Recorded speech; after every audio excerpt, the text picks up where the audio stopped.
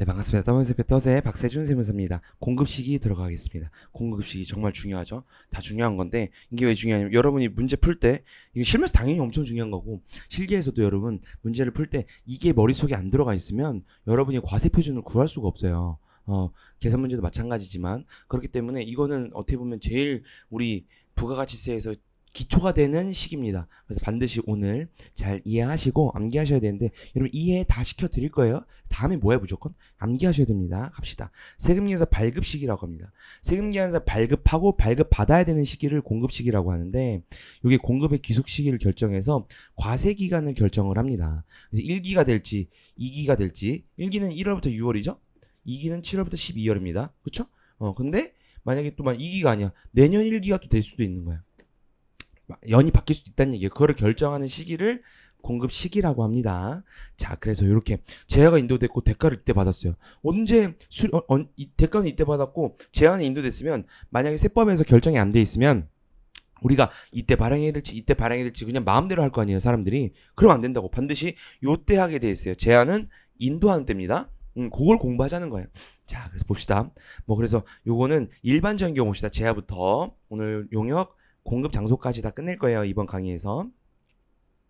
일반적인 경우는 이동하는 때입니다. 인도 동그라미 재하 이동이 필요하지 않는 건 이건 보통 부동산을 말하거든요. 부동산이 인도가 안 되잖아요. 그쵸? 그렇기 때문에 이용 가능한 때고요. 만약에 이런 것도 안 돼. 그럼 공급가격이 확정하는 때 이건 말문제로 체킹합시다. 이렇게 됐고요. 자, 그래서 거래 형태별 공급 시기 이렇게 돼 있는데 요걸 하나하나 볼 거예요. 인도 이용 가능한 때 봤죠? 요거 볼 거예요. 간주 공급 다 기타 다 볼 겁니다. 암기하셔야 되는 건 다 암기하셔야 사실 암기를 해서 머릿속에 넣고 문제를 보면 딱 공급 시기가 이때니까 이 과세 기간에는 요것만 포함을 해야겠다라는 거를 여러분 문제를 보신 분들은 아시지만 안 보신 분들은 지금 모르는데 어쨌든 여기 머릿속에 다 들어가야 된다는 거예요. 자, 봅시다. 자, 현금 판매, 외상은 뭐예요? 돈을 아직 안 받는 걸 말하는 거죠. 할부는 돈을 나눠 받는 걸 말합니다. 자, 어쨌든 그렇다 하더라도 요건 다 인도예요. 인도로 봅시다. 이해됐어요? 근데 여기서 부가가치세 할부 보십시다. 할부는요, 할부가 두 가지가 있어요. 잘 보셔야 돼요, 여러분. 할부는 단기가 있고요, 장기가 있어요. 그리고 가공계약으로 보는 경우는 주요 자재 전부 또는 일부를 부담한 이거 했죠? 주요 자재 전체를 부담하지 않는 경우에서 재화랑 용역 공급에서 받는데 재화랑 용역을 공급해 재환지 용역인지 구분을 해야 되는 이유는 공급 시기가 다르기 때문이에요. 그래서 요거는 암기합시다. 주요 자재 전부 또는 일부를 부담해. 그러면 재화의 공급으로 봤었죠. 우리가 재화의 공급 파트에서 봤습니다. 그리고 주요 자재 전체 부담하지 않아. 이러면 요것을 용역의 공급이라고 해요. 어쨌든 지금 우린 재화의 공급 보고 있어요. 그래서 할부가 지금 두 가지가 있는데 자, 단기 할부는요 인도예요. 예를 들어서 이렇게 할부를 받아. 근데 이게 단기야. 그럼 인도된 때 하는 겁니다. 근데 장기 할부는 뒤에 가서 공부할 거고요. 자, 이렇게 됐고요. 자, 봅시다. 상품권 등의 현물과 교환된 상품권 여러분 팔았어요. 팔았을 때 매출이 아니고 현물과 교환했을 때 예를 들어서 여러분이 상품권을 받았어. 그럼 누군가는 샀죠. 그 상품권을. 산 거잖아. 근데 그 샀을 때 그 예를 들어 신세계 상품권을 받았어요. 그럼 신세계 상품권이 상품을 누구한테 팔았죠. 예를 들어 여러분이 뭐 삼촌한테 받았어. 그럼 삼촌한테 팔았을 때 상품권 매출 잡는 게 아니고 신세계에서 여러분이 상품권을 받아서 그걸 어디 이마트 가서 썼을 때 그때 매출로 잡는 거야. 그때 공급식이라는 거야. 이해되셨죠? 오케이. 재화의 공급으로 보는 가공은 이렇게 되는 겁니다. 재화의 공급으로 보는 가공. 요거죠? 요것도 인도 가능한 인도할 때예요. 오케이, 됐습니다. 두 번째, 대가에 돈이죠. 돈. 각 부분을 받기로 약정한 때입니다. 약정한 때. 이거는 계약서상이거든요. 계약서 즉 약속이라고 생각하시면 돼요. 약속. 약속. 약정한 때. 수령한 때가 아니에요. 실제로 돈을 수령한 때가 아니에요. 실제 수령 X. 제가 써놨죠. 그래서 보면 이게 장기 할부, 중간 지급, 완성도 계속적이 있는데요. 요건 다 각 대가를 받기로 약정한 때입니다. 이때 받기로 약정했다, 계약했다 이렇게 나오거든요. 그래서 요거 만약에 근데 제가 인도 이후에 받으면 인도 한 날로 합니다. 요 뒤에 가서 그림으로 좀 볼게요. 장기 할부 봅시다. 장기 할부는 제가 인도 후에 2번 이상을 받아야 되고요. 그리고 인도 일의 다음 날부터 마지막 받는 날까지 1년 이상 해야 됩니다. 그림으로 볼까요? 인도는 했어. 그럼 만약에 이런 게 지금 없었으면 앞에서 봤듯이 제한은 언제였어요? 인도한 날이었지. 하지만 장기 할부 같은 경우에는 요렇게 2회 이상 받았어요. 한 번 받고 2번 이상 받았죠? 뭐 3회 이상 받아도 상관없어요. 2회 이상만 받으면 되는 거야. 그리고 요게 1년 이상이다. 그럼 요 할부 자체를 무슨 할부를 한다고요? 그렇죠. 장기 할부라고 한다고요. 장기 할부는 언제요? 인도일이 아니고 요때 각 대가를 받기로 약정한 때입니다. 근데 여기다 써놓읍시다. 뒤에 장기 할부 판매는 특례가 있어요. 특례 가능 이렇게 써놓으세요. 뒤에 가서 바로 볼 거예요. 자, 다음 중간지급 봅시다. 중간지급 조건부는요. 제가 인도 전에 이렇게 그려봅시다. 3회 이상 분할해서 받아야 돼요. 3회 이상 분할해서 받고 그리고 계약금이랑 첫 번째 받는 걸 계약금이라고 하거든요. 계약금의 다음 날부터 요때 인도 가는 날까지 6개월 이상이면 요거를 중간지급입니다. 중간지급 조건부. 여기 이제 앞에랑 다른 게 장기할부는 어떻게 됐어요? 인도 후였죠. 요건 장기할부였어. 그렇죠. 중간지급은 인도 전입니다. 자, 그래서 이것도 마찬가지로 인도일이 아니고 각 대가를 받기로 약속한 때로 각각 하라는 거예요. 그래서 여러분이 이걸 공부를 해놔야 이게 6개월이 되고 3회 이상이구나. 근데 인도 전이구나. 이렇게 안 알려줘. 중간 문제에서 중간지급 조건부입니다. 이렇게 안 알려준다고요. 실무에서도 마찬가지고 당연히. 여러분이 판단을 해야 되는 거야. 날짜를 보고. 이게 6개월이 넘었네? 3번 이상 받았네? 그러면 중간지급 조건부네? 그러면 각 대가를 받기로 약정. 예를 들어서 이렇게 끊어서 문제가 요 2개만 포함하게 돼 있어. 근데 여러분이 3개를 포함했어. 그럼 틀린 거지. 그렇게 문제가 나온다는 얘기예요. 됐죠? 오케이.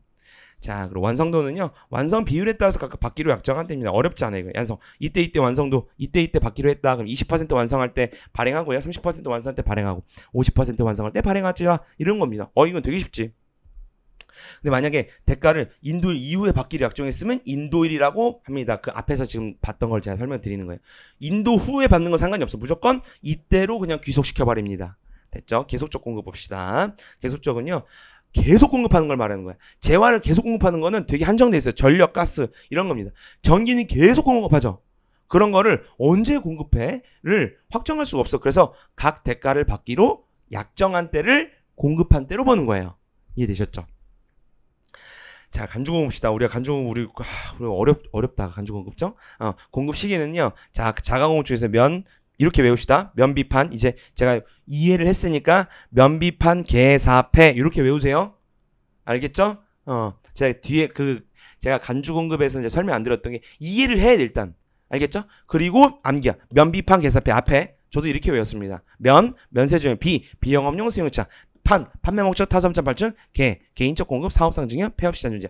면비판 계사패 이렇게 하는데 면세 전용은 언제로 보자는 거야? 사용 소비한 때. 이게 그러니까 발생한 때입니다. 발생한 때 잘 보면 그 간주공급이 발생한 때예요. 비영업용 소형차 관련되면 마찬가지로 사용하거나 소비한 때.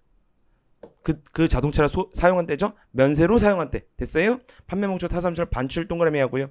개인적 공급은 사용한 때입니다. 임직원이 사용한 때죠.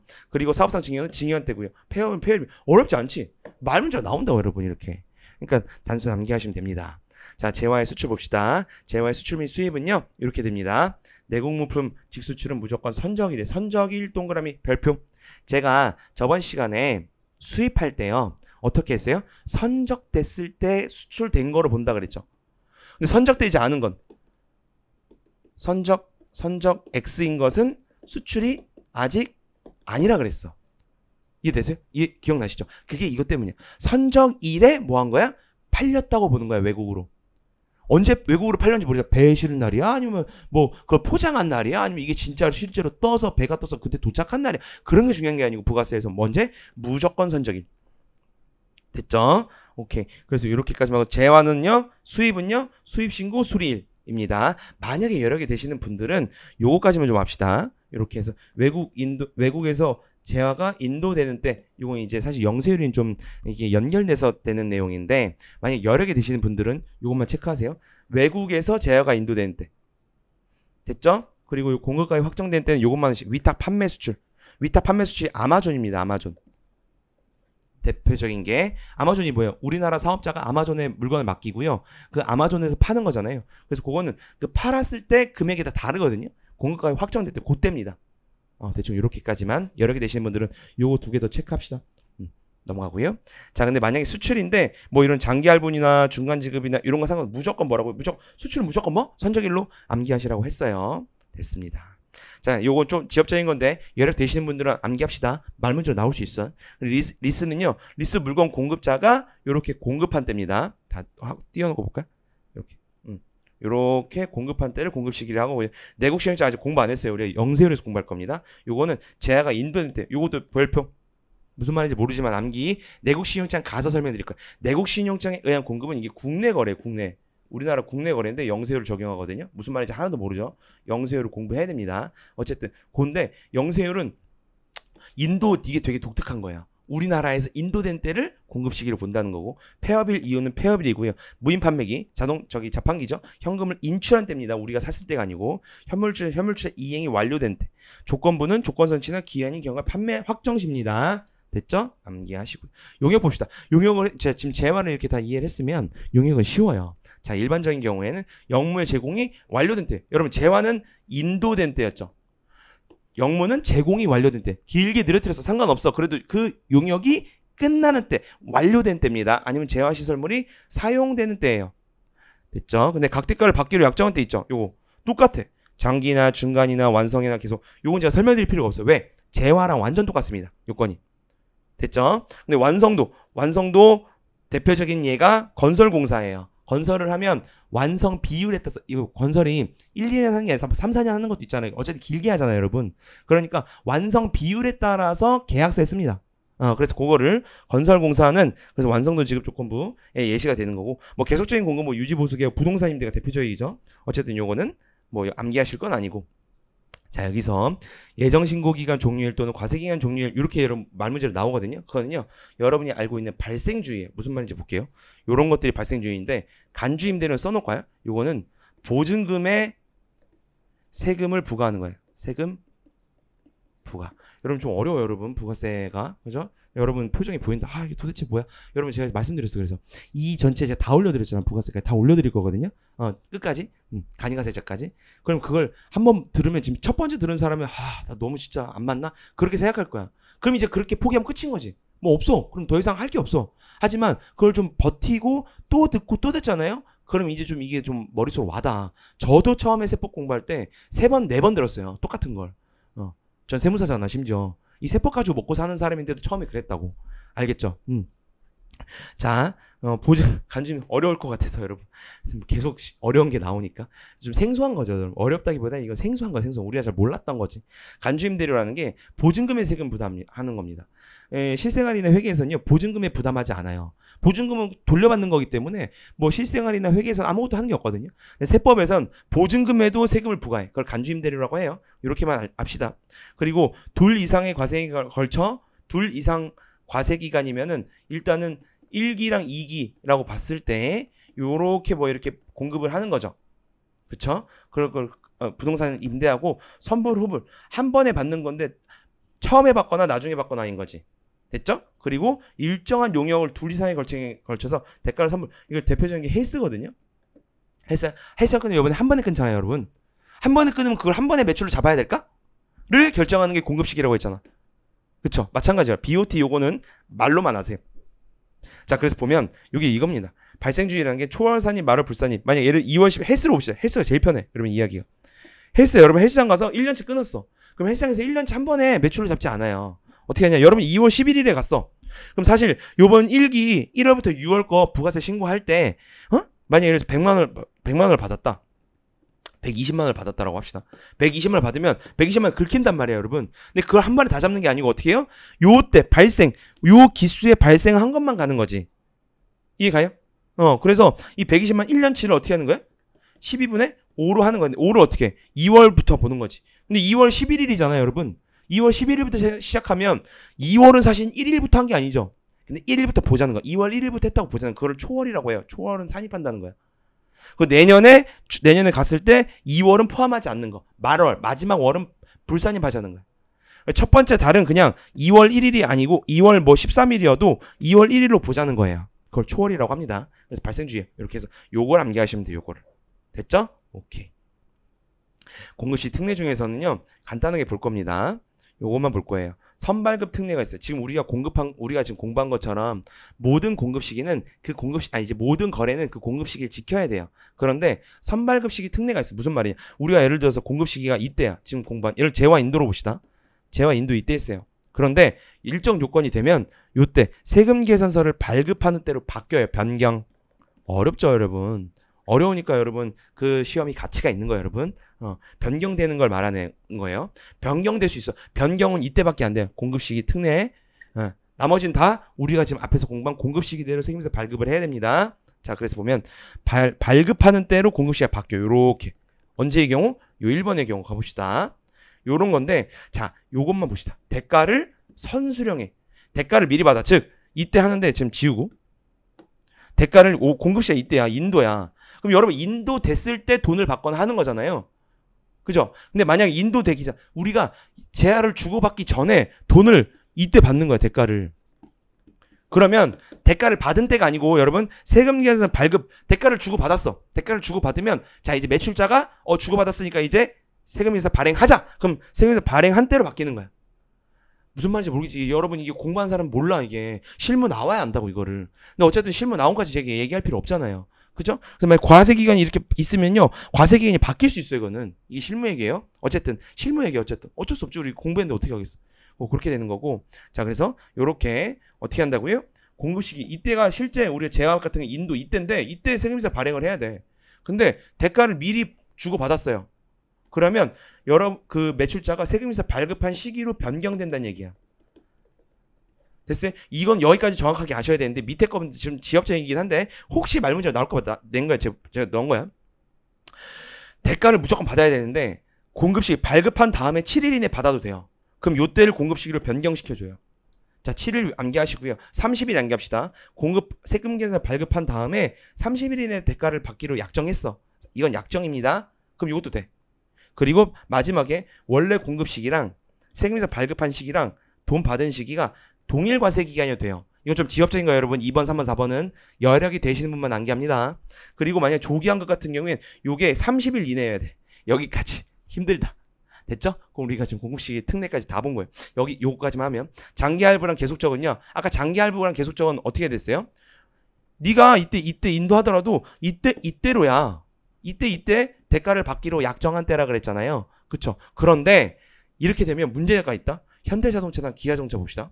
현대자동차, 기아자동차는 막 60개월 할부로 사는 사람들도 많겠죠.